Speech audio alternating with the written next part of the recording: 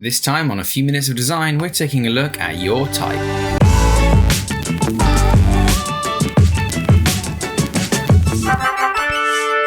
TipTut. Hello everybody and welcome back to TipTut and welcome back to A Few Minutes of Design, 52 ideas to spark your creativity. 52 activities rather. This time we're taking a look at your type. Look carefully at the word on the other side of this card. Write your name in that typeface. Are there clues to any letters in your name but not in the sample? Practice drawing the common elements of the letters. What do the curves look like? The line thicknesses? What gives the letters their unique character? Well, it looks like an Indiana Jones font to me, or something on like a swinging ship ride at a theme park. So, without any further ado, let's just crack right on with this. The main characteristics that I can see are sort of this initial slight slant to the right and the mono thickness of each vertical main stem of the letters here. For example, if we were to take this A, it would be something like, we're just going to sketch this out quickly.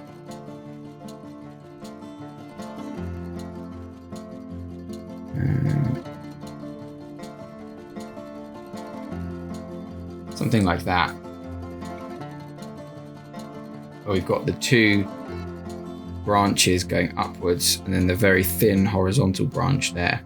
The motion on the curves is somewhat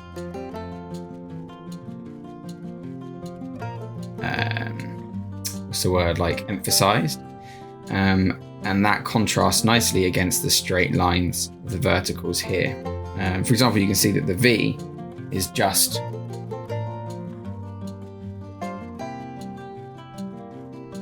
two rectangular blocks, whereas the curve on the R has got a very sharp curvature to it and almost disappears in its thinness at this pinch shape here. So it seems to me the key elements here will be the contrast between the straight elements and the curved elements. There's also this little nick, this little cutout section here. Anywhere where it seems there is a horizontal crossbar meeting with a vertical stem, there is a thick vertical stem. So that's the main characteristics of this particular typeface. So let's create ourselves a new layer and give ourselves some guidelines here. So start off with what we can call the cap height.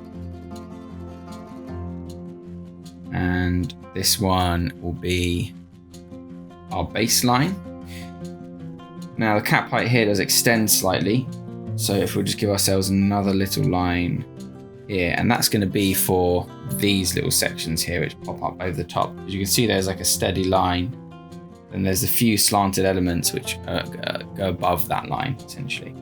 And we're going to try then and make the word Matthew. Maybe we'll start out with Matt, see how we get on. So, taking a look at an M then. Basic shape of an M would be like this. Like I said, all this seems to have a little bit of a slant on it. So let's just do Matt first of all. Now, it's clear to me that it needs to have some kind of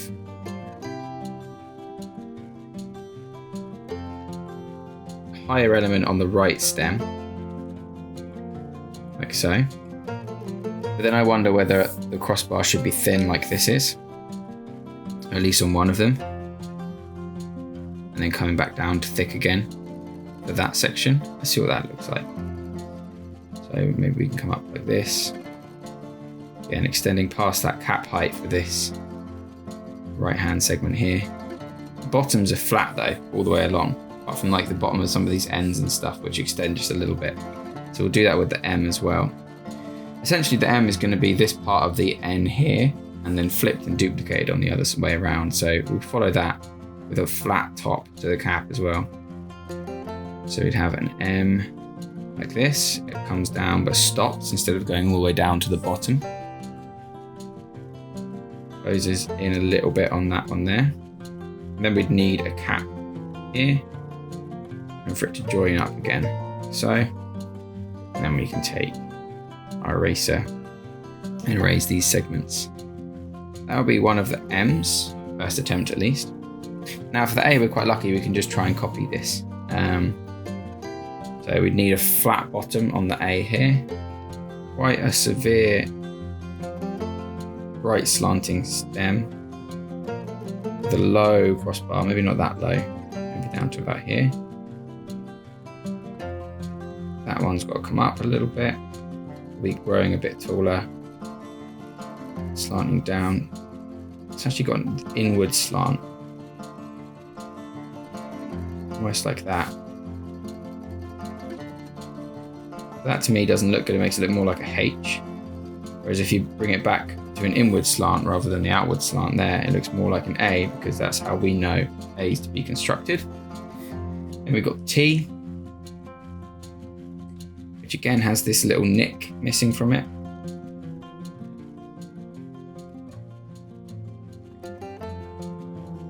And that one will just bring flat along the top here. So those would be our roughs. Just take that T again. Copy and paste that there. Maybe we'll do a ligature for these two T's. And that's going to join our letters together. Merge those layers. Pop it in the middle. And do ourselves a nice neat version. So we'd want nice, sharp, straight lines on all of these. Maybe we can thin out that a little bit, maybe bring it down a bit to bring some of that slanted letter in. Because this, like these slants that overgo the baseline, are where that sense of adventure in the font sort of comes from. So we need to bring this down.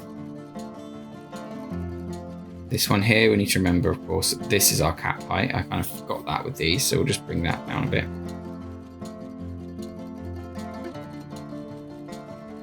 This one we will make flat, which will then accentuate the slant on this section. And just quickly connect those up. Like so. That's pretty good. Let's take our A. What's this side of the A? Definitely going to be taller. Again, let's keep it consistent with the downward slant here. Downward slant here. And then more of a flat connector there. That's pretty good. Again, we bring the cap height on this one, making it nice and neat. Connecting up with a flat horizontal for the baseline there. And a joining element for that stem. Now for the T's, which I think I will do as a ligature. Again, remembering that slight downward slant. Here we need to remember the nick coming out of the T. And then for this one, I think we'll start off quite thin, just over the cap line. Because we're making the ligature, we'll extend that all the way across. Bring this down to the cap line. And then, just so that we're being perfectly high fidelity, excuse me, we can copy and paste. Line that up to where we think works. Merge those two layers. And connect up our elements. That needs to be a little bit taller, I can see already. Which means we can then erase this section here. And voila. That is pretty good, I think. Matt's adventure. I like that. Well, that was a nice quick fun one. As you can see, breaking down the fonts into their core elements, what their stems look like, what their baseline acts, these little details like the nick being cut out of the letters, and you can recreate different letters from a font quite simply. That was a fun one. I enjoyed that, and I hope you guys did too. Thanks very much for watching, and I'll see you next time on another episode of TipTut and another episode of A Few Minutes of Design.